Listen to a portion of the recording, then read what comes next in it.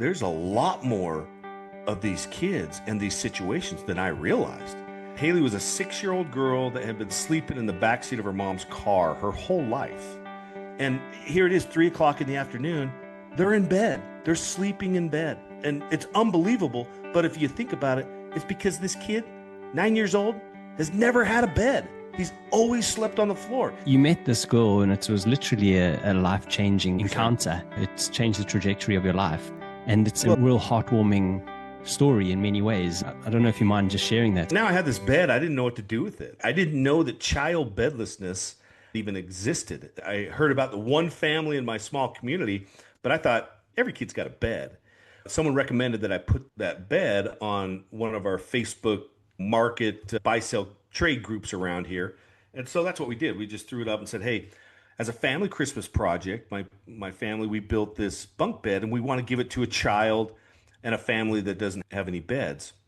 Now, when you throw something free on Facebook, I was pretty sure I was going to get hit up by every Tom, Dick, and Harry that wants a free bed. And even though we got a little bit of that, just a little bit, what was surprising to me was just how many people came out of the woodwork that wanted to help. We're talking people I haven't talked to for 20 years, strangers I've never met. Hey, Luke, that's great. What do you need? Do you need a mattress? Do you need a pillow? Do you need some blankets?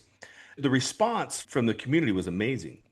And then I got to read some of the stories that other people were sharing. Oh, I know a family. Oh, I know a family. Oh, I know a child that's sleeping on this, that, and the other. And I realized, there's a lot more of these kids and these situations than I realized. And then, of course, my friend gives me a call and she says, hey, Luke, I know you've made a bunk bed. I have the perfect family. They've been homeless and literally just got a house a week ago. And they've got a couple little girls. I only met Haley, but they would be a good family. And I just said, perfect. This is exactly what I wanted, right? I wanted it to go to a family. I wanted it to go to kids. And so we set up this delivery. When I showed up to Haley's house, you understand, Haley was a 6-year-old girl that had been sleeping in the backseat of her mom's car her whole life. And then maybe a couple of nights here and there, couch dive with friends. And it just wasn't a stable or a safe environment for a child, but that's all she knew. And now she just got this house. So when I first met Haley, she was as giddy as you can imagine. She finally had a house that didn't move. She had a bedroom that she slept in by herself. And I had seen poverty. I'd seen transition homelessness. I've worked with other agencies my whole life.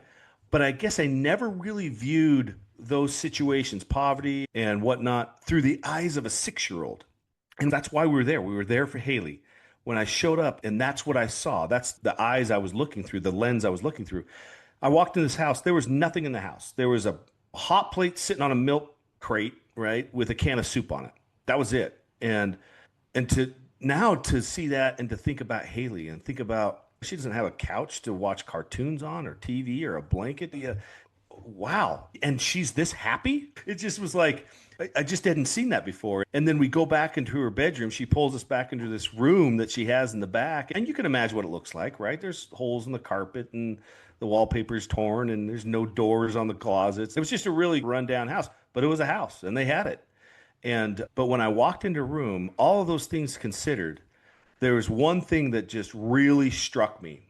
And that's when I looked in the corner of her bedroom and there was a pile of clothes. And that's what Haley would sleep on. So she'd come home from school, she'd take her school clothes off, put her pajamas on, sleep on her school clothes, and then wake up and put them back on and go to school. This was Haley's routine.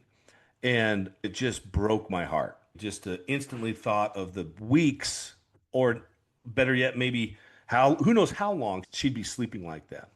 So we were both heartbroken, but then super excited because we were bringing Haley her first bed.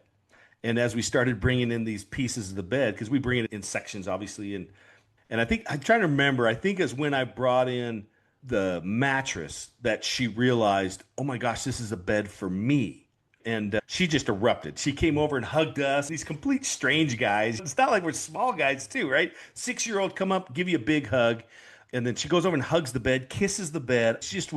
It blew me away. I just melted. And if that wasn't enough, I'm already on the floor bawling, but to look up and to see Haley's single mom 6 years of tears pouring down this lady's face, right? And my story too, I knew what every one of those tears meant as they just dropped off her face. And that was tough to see. And it really hit me super hard and so bad. We were so excited, but so heartbroken. And I was almost getting mad. Like, this is going on in my hometown? You're kidding me. And we got in the car and drove home. And really, me and my buddy, and we didn't say much to each other. We got all the way home. And in the meanwhile, I'm sitting there driving, thinking, driving the truck going, look, I'm a farm kid from Idaho. I love hunting. I love fishing. I love outdoor stuff. I love college football on Saturdays. Who doesn't love that? But Gareth, like that, none of that mattered anymore. I didn't care. I loved doing them, but it was not the priority anymore. To spend a few hours, even with my kids or even just by myself, solving a problem like that, now that's worth my time. That's what I'm talking about. That's what I felt like I should be doing. And so when we got home, I just remember I looked over at my friend and I said, Jordan, no kid is going to sleep on the floor in my town if I have anything to do with it. And so we just started building beds. I didn't know what that statement meant. I didn't know how that is, I don't want to say an impossible task, but it sure seemed like it is. As we started growing, it's doing more and building more and delivering more and sharing them on Facebook. And the more we shared, the more people not only came to help, but the more stories we heard of kids. And all of a sudden, I was surrounded by amazing people, but surrounded by this community that I lived in, which is not a big community. With all the towns considered, it's only about 80,000 people, not a huge area. But all of these stories of these kids and the situations they're sleeping in. I had this one little kid, his name is Hot Rod, for crying out loud. I don't know if that was his real name. That's what grandma called him, anyways. And the parents were out of the situation. He's now, and we see this very often, he now lives with grandma and grandpa. And grandma and grandpa, who's supposed to be enjoying their golden years, are now taking care of these three kids, and they're young. And Hot Rod he's exactly how his name is. He's just a hot rod. He's running all over the place. And they just didn't have any beds. They couldn't afford any beds. You hear and read all these stories. And our chapter presidents bear the burden of reading and listening to these kids. And as people apply and you hear these stories of these kids and these families that, these mothers that escape bad situations with nothing but a garbage bag full of stuff as they ran out the door. It's rough. It's both rough and both upsetting, and you get upset. And I remember when I told my buddy Jordan what now is our mission statement: no kid sleeps on the floor in our town. I was almost mad about it, right? I was so fired up. And so it just sparked a passion in me, and that hole that I had in my heart, boom, I felt like the Grinch. It just blew up three sizes, and it's just stayed there. It's just been an amazing journey. So Haley was my first delivery, much like many chapter presidents of ours. Their first delivery is very memorable because you get to see. I tell people, look, I can show you videos, I can tell you on a podcast, I can have you read an article, but there's nothing that does it more than when you walk into a room that you're delivering a bed to this 5-year-old or 8-year-old boy who's huddled behind mom, scared, don't know what's going on. These strangers are in our house, there's strangers in my room. And then to see him as we brought pieces in and start putting this bed together, you see this apprehension of these kids turn into appreciation, and then they just turn into kids. They turn into kids and just erupt. And here it is, 3 o'clock in the afternoon.